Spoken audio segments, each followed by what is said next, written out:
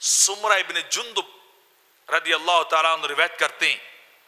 کہ آقا علیہ الصلوۃ والسلام نے فرمایا مجھے رات خواب کی حالت میں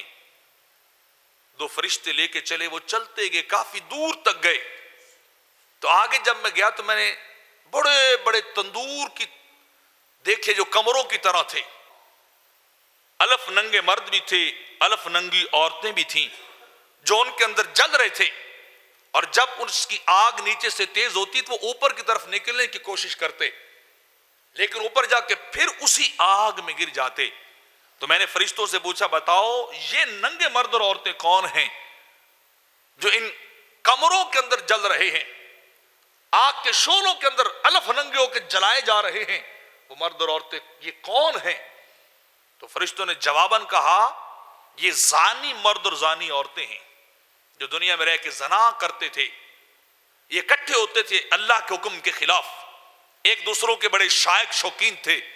ایک دوسرے کی باڈی میں بڑے انٹرسٹڈ تھے، ایک دوسرے کے جسموں کے بھوکے اور بیکاری تھے، بدکار مرد اور بدکار عورتیں۔ حضور آج اللہ نے انہیں ننگا آگ کے اندر ڈالا ہے اور اکٹھا ڈالا ہے کہ آج تم ایک دوسرے کو دیکھو، اسی جسم کے لیے تم پتہ نہیں کیا کیا گناہ کرتے تھے، سازشیں کرتے تھے، لوگوں سے چھپ چھپ کے گناہ کرتے تھے، اس کا نتیجہ یہ ہے